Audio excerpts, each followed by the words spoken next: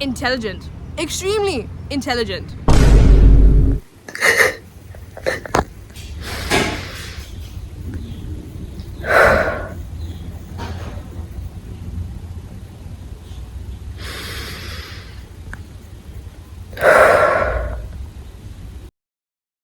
Look left, look right. The people sitting next to you will not be graduating with you at the end of these 4 years. That is what our lecturer told us in our first Actuarial Science course in first year. And as much as we laughed it off in the moment, 5 years into my 4-year degree, I realized that they were right.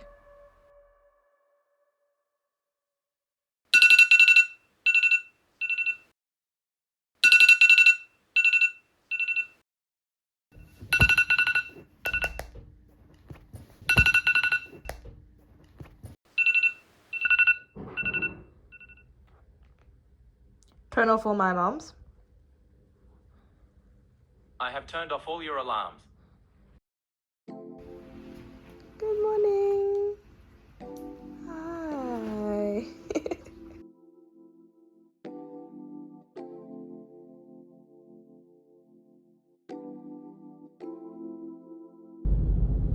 I'm on my way to my first class for the day.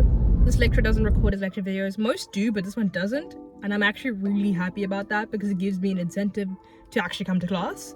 One would think the prospect of failing this course again and ultimately being thrown out of AXI would be enough to get me out of bed, but you'd be surprised.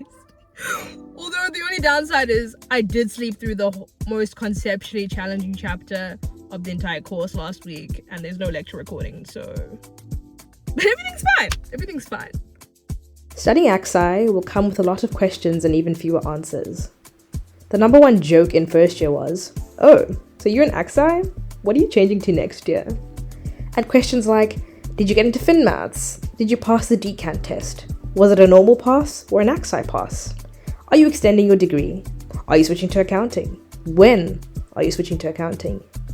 Did you get this exemption, that exemption? How many exemptions do you have? The most violent question, when are you graduating? Please guys, do not ask your AXI friends that. We do not know. All I can say is it's not looking good, bruv. Do you even have a social life? And my personal favorite, what is actuarial science? Like, what do you do? And honestly, I'm still trying to figure that last one out myself. One thing that's important to remember is that the speed at which you finish this degree is really inconsequential. I was one of those who wanted to get in and out as soon as possible, and to be honest, that's kind of sad. I found myself in a state of waiting. I can't wait to finish high school. I can't wait to finish my degree. I can't wait to work. When are you taking a moment to wait? And whilst we academics are all trying to secure the bag, uni isn't just eat, sleep, study, academic burnout, repeat. It's about embracing the culture of the university. Go to a rugby match, a basketball match. Join a society that you've been meaning to join but couldn't because you should be using that time to study. In fact, I have yet to make an appearance at archery this year. I will eventually though. It took me 4 years to go to my first Friday night lights, and it was amazing. I know it's hard. In first year I had classes from 8 to 4 with no breaks, whilst literally every other degree was doing fun stuff during Meridian on Plaza Thursdays. I was in accounting.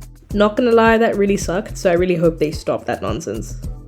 Start a new sport. Explore Cape Town, whether you're Cape Townian raised or not. In fact, especially if you're Cape Townian, we have a bad habit of not wanting to explore our own city. You'll find it's the non-Cape Townians that know more about Cape Town than the actual Cape Townians who've lived here all our lives.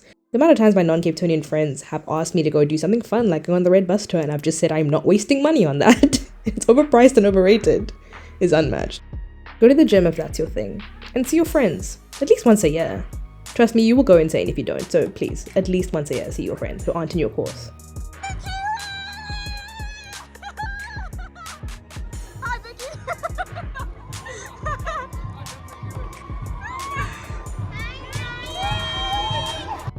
This year, I had the privilege of attending my first series of graduations. We need all the angles. This color on you. Okay, no, we need to go somewhere else so I can see the shoes. What the hell? Okay. We started together in first year, and whilst I'm still currently being chowed by course, this is her very first year of being a corporate baddie. So when's the master's graduation now? I'm done. When is the master's I'm graduation done. now? The master's, PhD, that's my sister. She done that. I'm finished. I'm also the oldest. Yeah, I'm also the oldest. So, do I give all this energy? Probably not.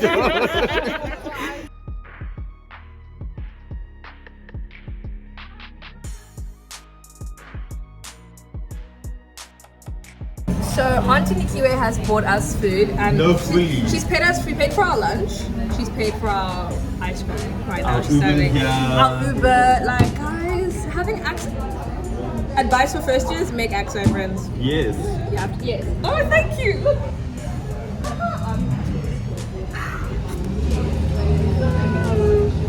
So I just got a test back. It's a course that I failed last year and I'm redoing again this year, but I still failed. And it's very demoralizing. One would think that I would be used to... I'm getting a phone call. Let me answer. It's from my mother.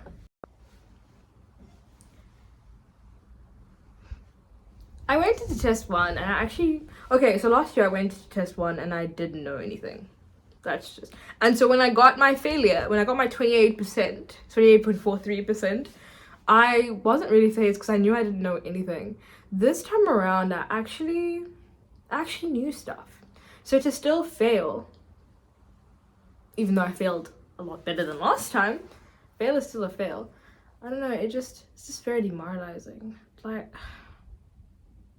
I'm gonna fetch my script when I go to campus later today for tennis coaching and see what I did. But I don't know, man. It just sucks. It really sucks. It really, I don't know. And yeah. Studying exercise is not for the faint of heart. Let's just say that. I mean, obviously there are those people who just go through it very easily. But it's not... If you feel like you're drowning, don't worry. We all are. I thought I was gonna cry. Why am I crying? That's the other thing, is that you understand objectively that this one test literally does not mean anything. In your grand scheme of life, doesn't show you your worth, doesn't show you academic worth, your personal worth. You understand that logically, but it still hurts. It still hurts when you try your best and then it's just not good enough. But it's something that you and I will get through. Now I'm just talking to try and get the tears to go back in my eyes because I'm feeling them coming out again. But yeah, guys, you're gonna be in for an emotional roller coaster.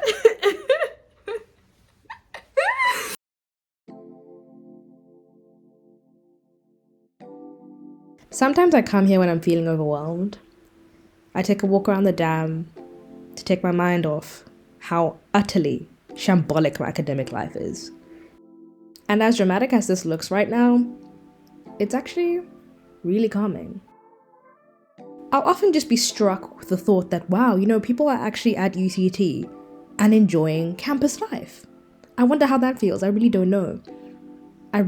Because as traumatizing as this campus is, there is actually a lot of beauty.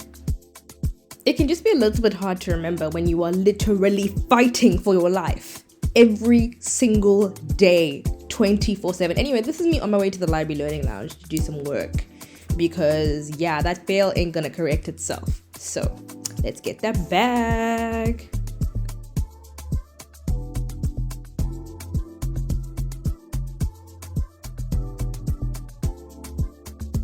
Then I headed over to Jean's kitchen and grabbed myself a salmon bagel, what I always order, before I started the tennis club's meeting. Oh yeah, I'm also the chairperson of the tennis club. Don't really know why I did that to myself. Been crying a lot this year over it. But yeah, after that, finally left campus before I went to start coaching tennis. It's good enough. Hi! I'm at the high school that I coach tennis at. The kids are probably arriving soon. That's my other co-coach in the background over there. He's just doing some serving. But the kids are coming out of class now, so I'm gonna start soon. Oh, sun cream. Always gotta put some sunblock on because the sun is harsh.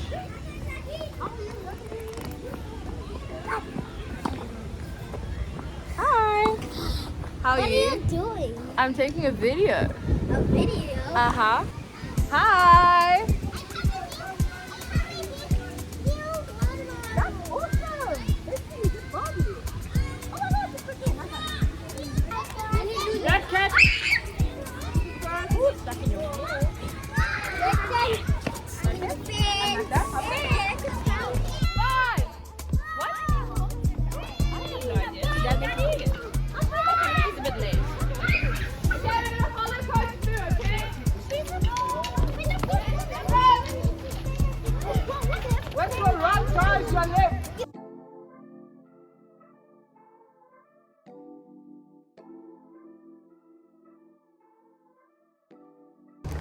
Guess who passed her test with flying colors? This girl here is the test right here. Man, I forgot how good it feels to be me. This is gonna be a good day. Okay, I had an epiphany, or rather a realization. I'm intelligent, extremely intelligent. And I think the first piece of advice you usually get when you're applying to AXA and you're in is you need to get comfortable with the idea of failing and doing your best or trying your hardest and it not always being translated into your marks, right? But the one thing people need to also warn you about is to not get complacent. Because yes, actuarial science is difficult. Yes, you will take that L here and there, or maybe you won't and you're just one of those, but never get complacent with where you are. And after I got this test mark back, I realized that actually I'm really intelligent and I forgot that I was. I got used to just being an average student when in actual fact, you're not an average student, you're way above average. I mean, you're studying actuarial science. You weren't like, you obviously were really smart, your marks were really high. Essentially, my realization was I was comfortable being mediocre when I have never in my entire life ever been mediocre. So it lit a proper fire under my bum. I'm feeling so motivated right now and I feel like I can go slay the dragon, fight Thanos. I don't know. I'm feeling some crazy wacky energy right now and it's definitely going to translate into my academics and I feel fantastic. A few moments later. Good evening, everyone, and thank you for tuning in to Miss Sensei is a Delulu clown. After thinking she had got her academic stride back, she was violently bodied by Test 3. Honestly, we do not know why she thought that things would be any different. She left Test 3 thinking she had passed, only to find out that once again, she had not. Soon you will see her chanting her mantra, Woman in STEM, hoping to alleviate the crushing weight of reality.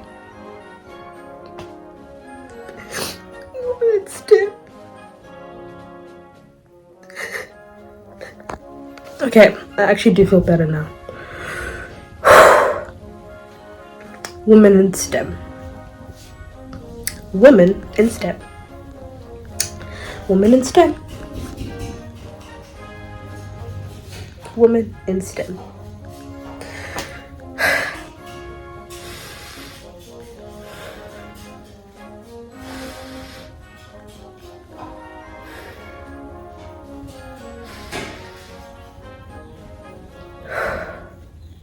What you are watching is the start of my villain arc. This degree is going to be the end of me.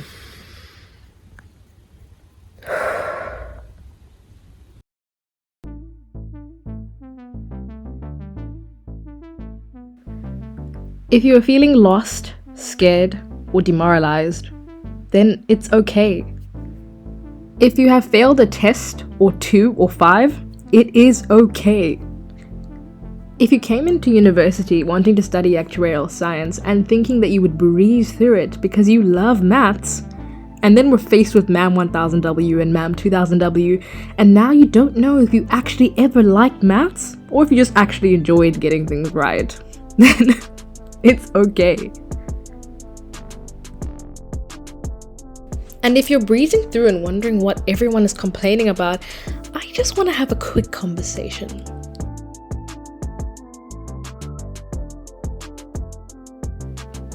If you've gotten 33% for all 3 of your computer science 10-15 tests, and when you asked your lecturer to let you move to the easier version of the course, he just sat there in pure silence as you cried your eyes out and didn't even bother to offer you a tissue. It is okay. Story time coming later, I promise. Point of this is, more people are just trying to get by than you think.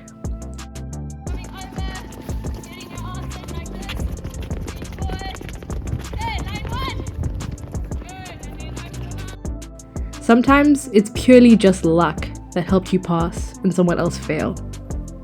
Sometimes luck is literally the difference between your 48% on your transcript and someone else's 51.